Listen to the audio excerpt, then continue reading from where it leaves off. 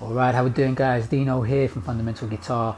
In this lesson I'm going to be showing you how to play Sitting on the Dock of a Bay by Otis. It's a fantastic song, absolute classic, and great song to have in your vocabulary. I learned this song years ago, still play it today, still enjoy playing it, and still teach it regularly, in fact, to my students when I'm introducing them to dominant seventh chords.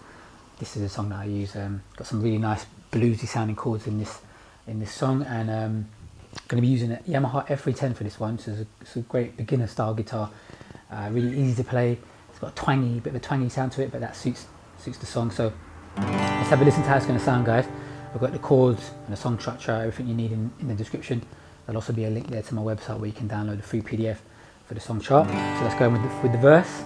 Sitting in the morning sun, I'll be sitting till the evening comes, watching the ships roll in, then I'll watch them roll away again. See the chorus? Sitting on the dock of a bay, watching the tide roll away. Sitting on the dock of a bay, wasting time. There we go, that's how it sounds, guys. That's how I learned it, using open chords. There is a way you can play it with bar chords and get it to sound a little bit more like the actual recording. I'll show you that at the end of the lesson. Let's just quickly hear though how it's going to sound. So you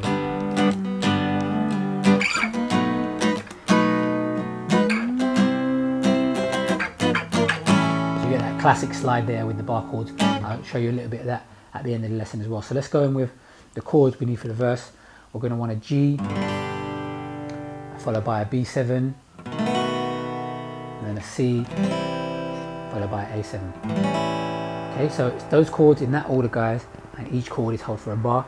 We're playing in 4/4, so that means each chord is going to be held for 4 beats. So let's count it out from the G, 2, 3, 4, B7, 2, 3, 4, and C, 2, 3, 4, and A7, 2, 3, 4. So that 4-bar progression is repeated twice, guys. So that means you've got an 8-bar verse, okay? G, we shouldn't have any problem playing. B7, you're going to be playing mute 2 1 0 2. Sorry, mute 2 1 2 0 2. Okay, so index is playing the 4th string in the 1st fret. Second finger's playing 5th string 2nd fret. Third finger's playing 3rd string 2nd fret, and the pinky's playing the 1st string in the 2nd fret. Really nice sounding chord. The B7 and the C should be simple.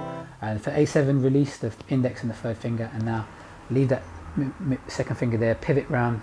Place the 2nd finger underneath now on the 2nd string in the 2nd fret. 5th string, that's going to be your A7. Okay, so there's your 4 chords, that's your timing. Let's look at the chorus. We're going to want a G. Only 2 new chords here. We're going to have an E major and an E7.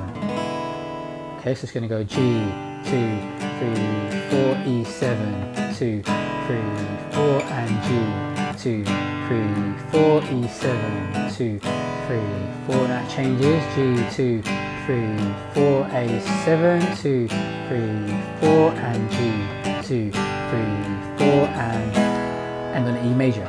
Okay, so all the chords are the same apart from the E7 and the E. So E major we shouldn't have any problems playing. So to get to E7, what you're going to do is take that 3rd finger and now just release it. It becomes an E7. So what's happening there, guys, is that 3rd finger's playing another E, same as the octave, okay? The octave of the root. It's not actually an octave, it's just a unison, sorry. So we don't need to. So when you release that finger, it's opening up the open D string, and D is a flattened 7th note in the scale of E, so that's why it's in E dominant 7. Okay, so a little bit of theory there. Those are your chords, there's your timing. There's a mid-late, guys, and then there's a bridge and stuff like that. I'll put that in the description, but essentially that's the most important parts of the song there, guys. Let's have a listen to, or have a look at this bar chord version. Okay, so what you're going to do is take your E shape, but play it with your 2, 3, and 4 fingers. Okay, now slide it up a fret. Okay, and then bar the 1st fret. So now all those notes have been transposed by a semitone. So E goes to F, then another fret, push to F sharp, and then another fret, G. So that shape on the 3rd fret, because that's a G, it's a G major chord. And wherever you play that shape, guys, whatever note you're playing in the root on the 6th string, it will be a major chord for that note. So it's G, next chord we want is a B7, so it's going to go G, G sharp, A sharp, B. On the 7th fret it's a B. We want a B7. So if you just release your pinky, guys, it will turn that major chord into a dominant 7. Okay, so we're going to go from the 3rd fret to play a G, then the 7th fret with the pinky off to play a B7, then we want a C, so that's 1 semitone above. Slide it up to the 8th fret with the pinky back on to play a C, and then we want an A7, so 5th fret, which is the A, and then the pinky off to make it the 7. Okay, so that's your 4 chords. So G, 2, 3, 4, 7th fret, pinky off for your B7, upper fret to the 8th for the C, and then to the 5th fret with the pinky off for an A. So guys, I'd encourage you to use the dots. You've got the marker dots there on the fret. Normally you get them on the 3rd fret as well, to tell you your G, your A on your 5th, your B on the 7th, help you navigate as you're sliding around. So now you're going to want to get this little, okay, so I'd suggest using your ear. That's the best way to do it. That's how I did it to start with. So you're going to go, and when you land on the A, you want the pinky off to make it the A7. So we've all heard it, we know how it sounds, and you're just trying to replicate it. You're just sliding down from the C, slide down a fret, and then a fret again, and you land on the A. But it's just when do you do it, it's the timing. So you're going to go, so if we go with the timing, 1 and 2 and 3 and 4 and, once again, 1 and 2 and 3 and 4 and. Okay, so that's the movement, that's the timing. Work on it, I'm sure you'll figure it out.